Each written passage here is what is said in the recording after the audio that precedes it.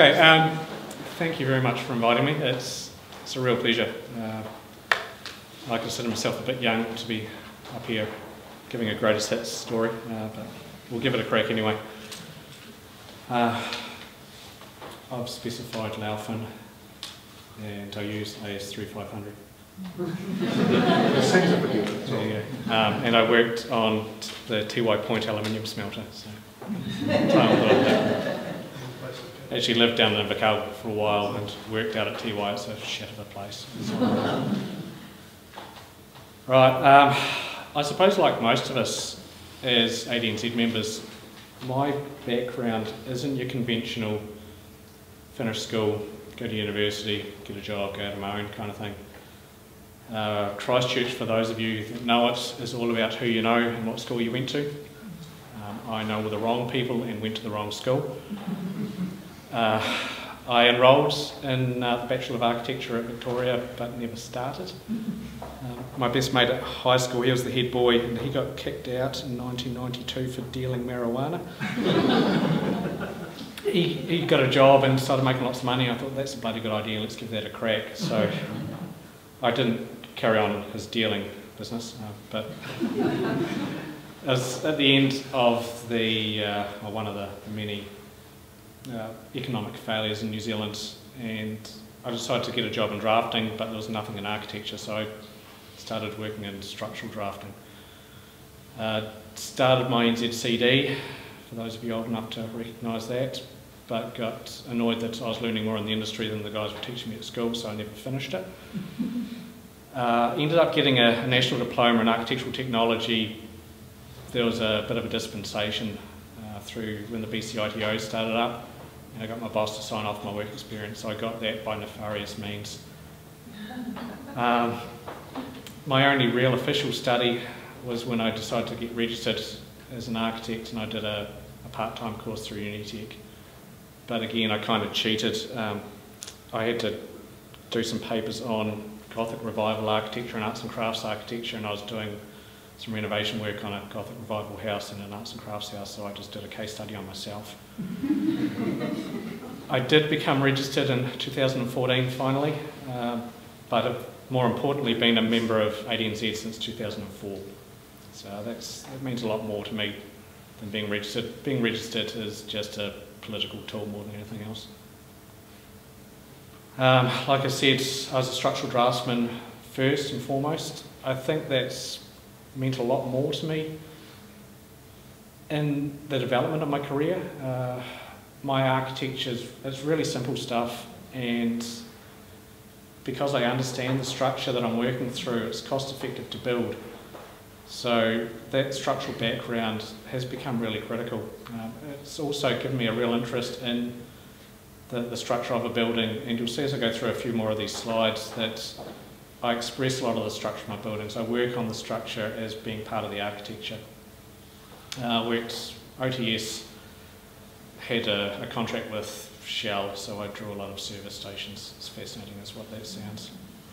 Homes Consulting Group, they were basically the right-hand partner with Warren Amani in Christchurch. Everything that Warren Amani did, Homes Consulting did the engineering on it.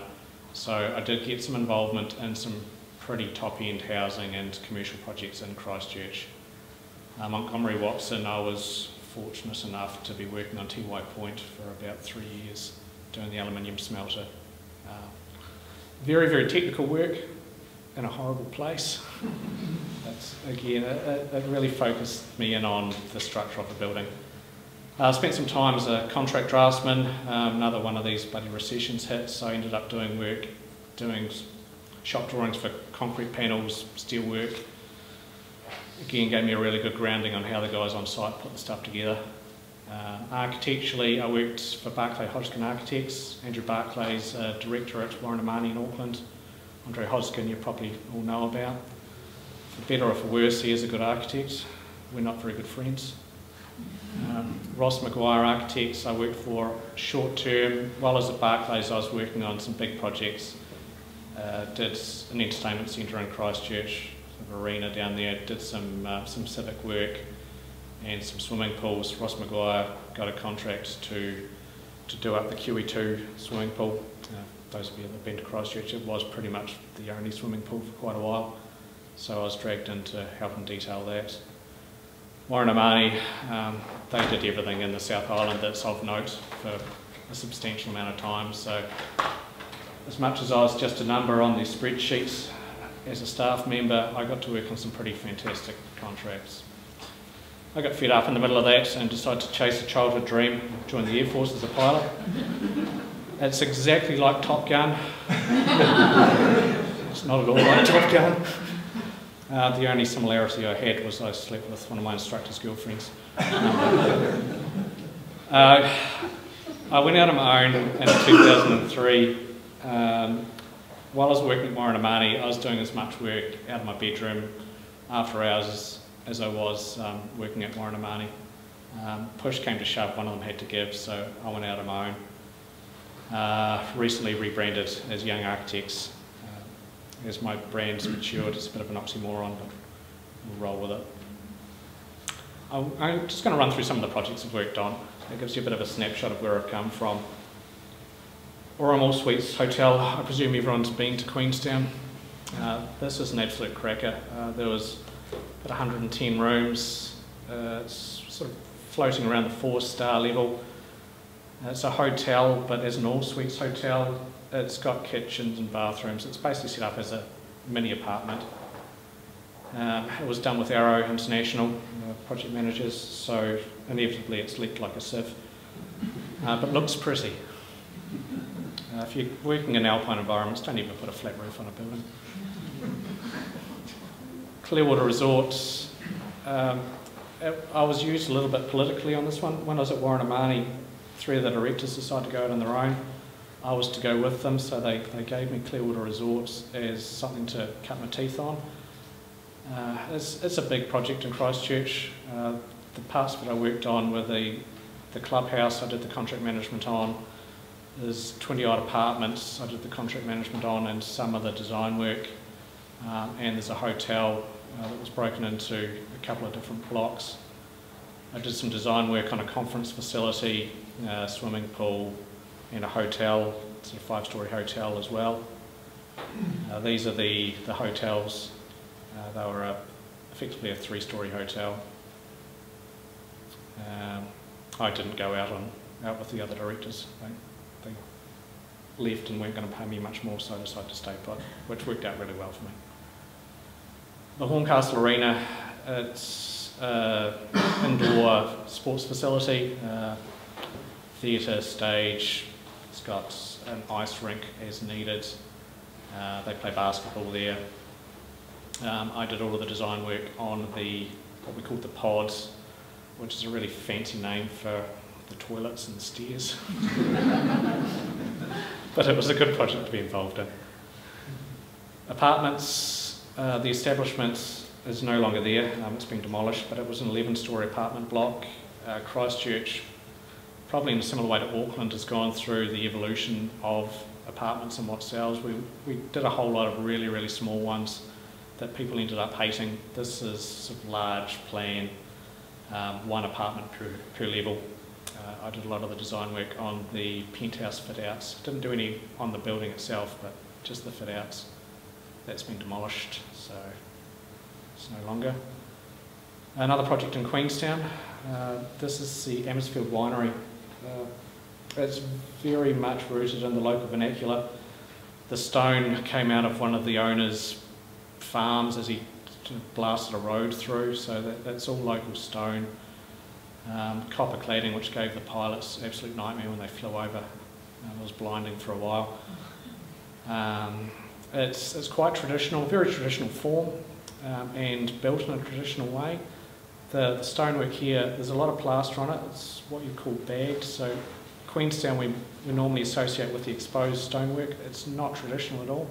Normally they'd plaster over the top of it so that the stone wouldn't get eroded. So we kind of borrowed from that a little bit. It's won all sorts of awards and been in all sorts of ad campaigns. It was an absolute cracker. I picked it up and did all the drafting on it, did all the interior design, did the contract observation on it. The the owners are really stroppy. They fired the project manager and I ended up doing the project management as well. But it's a really iconic building down there and a real privilege to be involved with. The New Brighton Pier building, I worked for the council on contracts doing the structural drafting of the pier itself. Let's see if I can pick it up. It's a pier through here. Did the structural work on that. There isn't really any architecture in it. The architecture was done by Barclay Architects and I started working on it again on a structural capacity for the council. I was picking up a whole lot of errors that they were doing architecturally, so I ended up coming across to Barclays and doing the architecture on it as well. Hence to say I've never worked for the council again, but that's not such a bad thing. Parliament buildings, I did a little bit of work on them. It's more up here for brag rights more than anything. I did some design work on the link between the Beehive and the old Parliament buildings kind of tucked in here. There's a bit of a transition zone that I worked on. Yeah, like I say, it was kind of crayon sketches more than anything. Tapania Hotel, now I presume most people stayed there at the ADNZ conference a few years back. Myself and one of the old school guys from Warranamani did everything from develop design on it. Ian Bisman, who I worked with, I went to school with his kids. He'd been working with Sir Miles since Sir Miles was practicing effectively, so we did the majority of the design and detailing on it. Tom Craig did a bit of a pencil sketch at the beginning. Really contentious project, again for arrows, so they carved the guts out of it. We ended up with bullet holes through the windows in this building. The locals didn't like it at all. Whether they've come around to it or not, I don't know. I don't care, I got paid for it, it was a good project. That's where I've come from. Where I am now, I've had a lot of influences. The group are kind of a classic that everyone will know about. Really lightweight, sort of almost rudimentary barn-like structures originally. I think their first project was a cow shed or something for one of the parents. But I love the lightweightness of it and the way it uses really natural materials, plays on the black versus white, the transparency versus non-transparency. That's always kind of floating around in the back of my mind with the work I'm doing.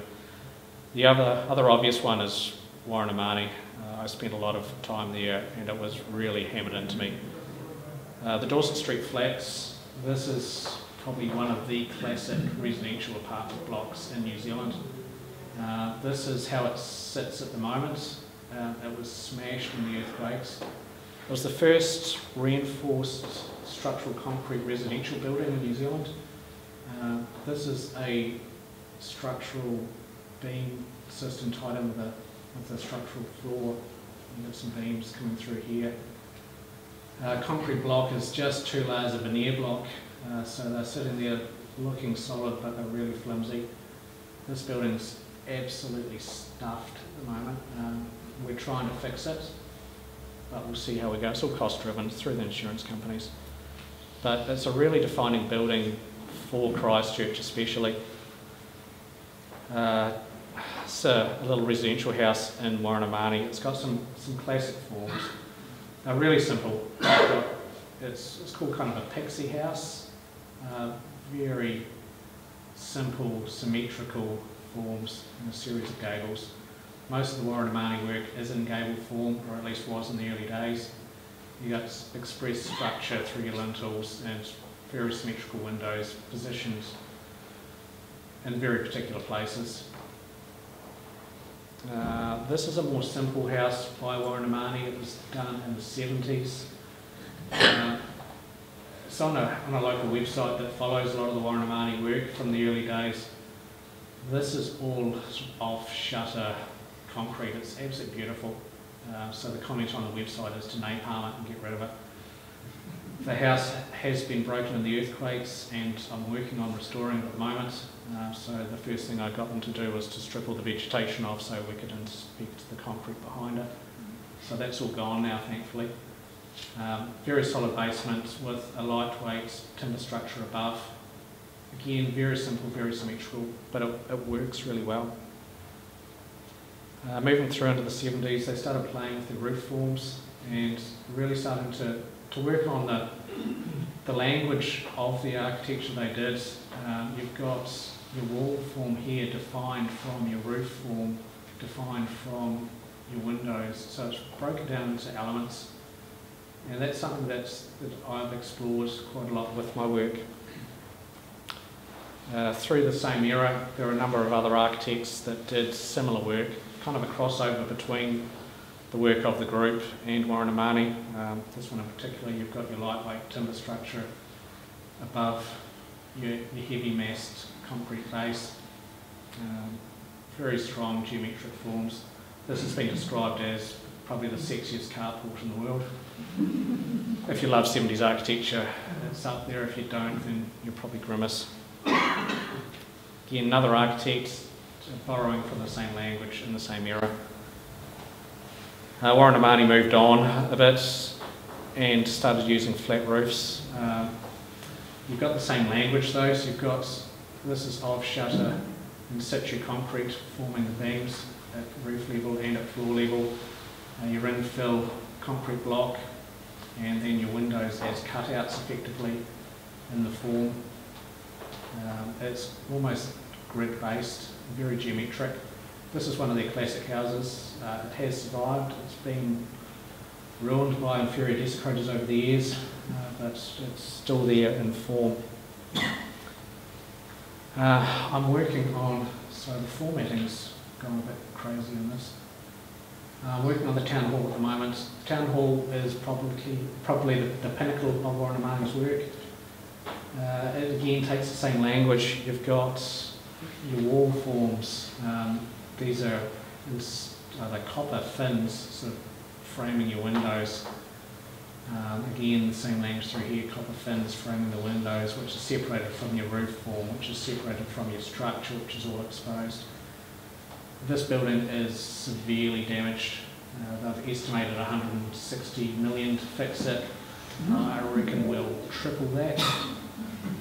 I've been engaged to go through, ironically, as an architectural historian, and we've captured how the architecture sits at the moment. So we've gone through and surveyed it, videoed everything on how it sits before they start to fix it. To fix it, they're going to have to rip it to shreds to be able to put it back together. Watch this space, I don't think they can. These are some flats we're working on at the moment as well. They're really badly broken. We're going to demolish them and rebuild them. But apart from all the rust signs and the fact that people have screwed with them over the years, this again is a good example of how Warren and Marnie break it down into elements. You've got your floor zone, you've got your chimney zone, you've got your wall zone, you've got your windows punched through. Internally, you've got your window, which is negative detailed of your wall structure, which is negative detailed of your floor upstand, which faces as a skirting as well. There's a really simple language that comes through. It articulates the buildings beautifully. It breaks them down into elements that you can read and understand. That's really important to me in my work, and it's also good to explore how cheaply it can be done. This works beautifully. It's using the existing structure, and it's just using guys that know how to build. These are the Dorset Street flats again. Same language, wall plane, floor plane, window cutouts. Where it's recessed, I've changed materials. So we've got some timber weatherboarding, which is different from the face of the building. The windows are negative, you can kind of see it around there. This is the town hall. So it's the same language, but articulated slightly differently. We've got exposed concrete structure inside. At the junction points, you've got negative detailing. At the junction between your column to your wall, you've got negative detailing. At the junction between the wall space where people stand, you've got a different material. So it's all isolated into the different materials, and everything's articulated separately. This language is called New Brutalism. I'll just paraphrase from this. It's going to be circulated.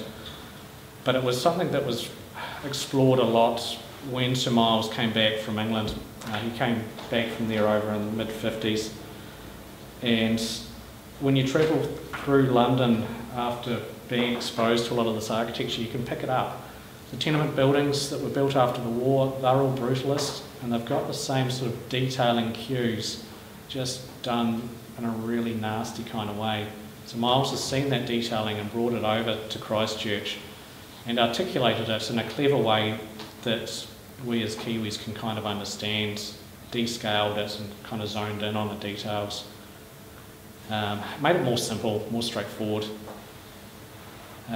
It's taken a lot of the language from the group but changed the materials. He's brought the concrete back from the UK, for better or for worse. That's helped them develop their language. And it was picked up by a lot of the architects in Christchurch at the time. It was called the Christchurch School or the Christchurch Style. You may have heard of it. It hasn't really made its way up here. A few of those pictures I showed earlier, a lot of the other architects didn't want to embrace the Warren sort of brutalist materials, and they played with the materials in lightweight. I prefer that personally. And as my own design direction, I like the forms, I like the detailing, but I prefer the lightweight materials, and that's something that's really important to us in Christchurch. I mean, we're still having earthquakes. My house is still moving down the hill. Those lightweight materials survived, they bend, they flex, they stay in place, they come back. The concrete ones, I mean, those Warren designs I've put slides up of, they're about the only ones that survive. Everything else has been demolished. There's very, very little left. Concrete doesn't like moving, and when it does, it normally breaks and you see the steel, and you can't do a hell of a lot with it from there. Timber structures also allow us to insulate. It's a tad cold down in the South Island, and fair-faced concrete block with no insulation is prone to having condensation running down the inside of your walls. It's not overly pleasant. So my work, I concentrate on those forms, but yeah, use the flexible timber and insulation. It doesn't allow me to punch holes through the mass like you do in the concrete, but we are slowly convincing our clients to thicken up our timber framing from a 90mm frame to 140, so we'll get some thickness out of it. It also allows you to really work through the truth of the materials. The Warren work was all about honesty of materials. You can do the same with timber. In my opinion, there's nothing more beautiful than the natural cedar with an oil on it. You can stain it if you want to, but there's some real richness from those materials. I also expose a lot of steel in my work, probably from a combination of working in structural engineering, but also in expressing that structure that you will have seen through the Warren work with the express concrete. I don't use a lot of express concrete, I use express steel instead. I'll run through a few of the projects I've worked on. This is more inclined with what the group would do. It's a very lightweight structure. It's about, I think this was a 90 square metre batch over on the west coast. It cost us $80,000 to build. It's simple. The corrugate on it is actually Angeline. It hasn't fared particularly well, but it was $20 a sheet, so we rolled with it. Clearwater Resort, I designed these at Clearwater. Very simple gable forms, simple pallets, defining the roof, defining the walls, some cedar screening between the units. There's a real crossover between the residential single dwelling to multi-dwelling, also into commercial. This is a holiday park reception. I'm just concentrating on the simple materials. It's timber where it's timber, it's stone where it's stone. This is the first building that a lot of people in Christchurch visit when they fly in from overseas, apart from the airport itself. So we were briefed to really display the materials that reflect the local environment. So there's a lot of timber, the stones from the Waimak River, Very, very simple, geometric and rhythmic. This is the interior, so a very simple palette. Where we need the acoustics, we'll define that as a separate element. We've negatived the walls from the ceiling, so it's the same sort of language, just done in different materials. This is a wee studio I worked on. It was stage 1 of stage 3. It's designed to move with the family that are in it.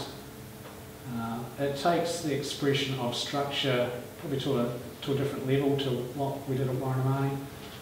The roof plane is really over-exaggerated.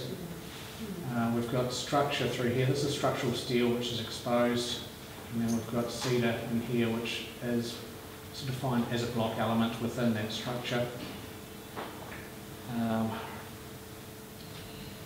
So again, you can see that roof structure, which is just basically the cross-section of the building expressed through roofing wrapping down. You see they're broken into a block here. This is effectively the service core to the building, defined differently. The roof plane's flicked up so it's the right pitch to put some solar panels on. The entry again is defined as a singular point of entry. It's a massive oversized pivoting door, but it's the timber on timber. It's a really simple palette. We just play with it. This is the detail of the structural steel. So it's expressed externally. We've got all the flanges exposed, the bolts are all exposed. It was tricky to detail flashing wise, and I suspect we didn't comply with anything H1 wise, but it looks good. It's another house that follows the same language. Got a defined roof plane, a defined floor plane, the wall plane with the windows punched through it, and express structure. This house has got views over the Canterbury Plains to the Southern Alps, so it's very expansive, and we've played with that. It's another angle of it. The building was set out on a grid. It's an 800mm grid, so everything is on grid. The wall panels are on grid, the mullions are on grid. It's just the difference between whether it's an 800, a 1600 or a 2.4 type panel width. Internally, simple palette. The concrete block is what it is. This is the thermal mass in the middle. It's got a fireplace in it. The floor is plywood. We're telling people it's plywood. We're running with it in plywood. We've just stained it and put a really heavy duty urethane on it. The threshold detail is defined, and then we've got some decking in a different material outside. It's a simple palette, simple detailing. Again, almost like a scratched record here. These are apartments, so same defined laws that we've been working with. Here's your roof plane, here's your floor plane, here's your floor plane, here's your walls. Very symmetrical. Set out again on a grid. This was next line through with the face of that lining up there, but the builders in their wisdom started all the way through, even though we detailed it not to. You get that? From the other side, this is kind of pure Warranamani. It's a pixie house proportional gable. Your roof pitch is 20 degrees, your window is square and punched through the facade, though since it's only a 90mm facade, it's not overly punched, really it's sitting on the surface. This house is completely different in its environment, but it uses the same rules. Very symmetrical, simple form with the roof. The roof is defined as a roof. Got a zone through here which you can't see it very well in this photo, but it's exposed concrete. You've got your rafters coming through, and then this is a plastered zone underneath your structural zone and your roof zone. It works really well in the islands. You've got a really high-pitched roof, and you've got materials they can work with. For anyone that's ever worked in the Pacific Islands, keep it simple. They're very good at plastering over a really poorly put together concrete block, so just roll with it. Your concrete where it's expressed, expect it to be rough, run with it and let people know. This is actually the gatehouse. We've got security issues over there. there's armed guards on this subdivision with M16s. So these gates shut here and you can't get through. But when they're in residence, we can open them up and it's really inviting all the way through. This is one of the bedroom pavilions inside. So again, same language. You've got your window zone, you've got your structural zone. In the islands, we've got the opening louvers through here so you can get your natural breezeway through to circulate air. There's your roof zone. So same language, completely different scenario, but it works. Internally, really high-pitched ceilings, but defined as the ceiling zone. There's your structure running through again. So everything lines up, everything's on grid, everything's defined underneath your window zone and then your flooring. Your structure is expressed. There's some real beauty to using timber, so let's not hide it. This is woven matting in the ceiling. We've got some of the locals to weave it for us, and you've got the same sort of detailing coming through some of the interior joinery. This is a commercial building. This is for structural engineers that have done a lot of work with through the earthquakes. It was surrounded by buildings. This survived, so we've played on the fact that it survived. It's very robust. We don't care that everything's broken around it. We've just kind of embraced it. Typical 70s commercial building. So post and beam construction with infill walls. So your post and beam in behind here, that's in situ concrete, and in behind here is concrete block work. The real structure is the post and beam, the concrete blocks just sitting there smiling and waving in the breeze. We've decided to roll with the fact that these guys are structural engineers. Let's tell people about it. So we've got Corten steel here. We needed to upgrade the structure of the building, so we've strapped steel to the existing structure. And we're not trying to hide it, we're just running with it. Internally, same thing, we need to brace it, so we've got exposed structural portals coming through. Really rudimentary to the track system, cable tray for your lighting, your floor zone, your wall zone. Externally, you can start to pick up some of the detailing. We're not hiding anything. These are really massively oversized bolts. You put an M12 through that, it looks stupid. Put an M30 through it, it starts to really be part of the architecture. Oversize your plate connections and roll with it. Internally, this was all sarked, so rather than slinging some jib or some acoustic panels under it, we stripped it right back, and it looks beautiful. Existing steel trusses, painted black, additional bracing, wall panels. This is a corporate colour, which thankfully looks quite nice. I've had a bit of fun with the lighting here, I'm not sure if I like it or not, but it adds some interest. Yeah, just to wrap up, one of the joys of working in Christchurch at the moment is you get to work on stuff that you never would. I would never be working on a town hall. No one's going to call up Greg and say, can you design me a new town hall? So you get to work on some really interesting stuff. The Dorset Street flats, we're trying to fix. JJ Connor flats, we can't fix, we're going to rebuild them. So again, it's a really interesting exploration of how we can make the detailing that looked good but didn't perform look good and perform. Town hall, fascinating. Can't be fixed in my opinion, but us the taxpayer will pick that one up as they struggle through. Bridget Place is one of those houses I showed you. And then you get something like Hagley House. It was finished in 1882. It's a triple brick, Gothic revival, carved stonework, absolute perler of a house that you don't get anyone to come and ask you to do. We're trying to fix it. We won't be able to, but we'll have a crack and rebuild it if we need to.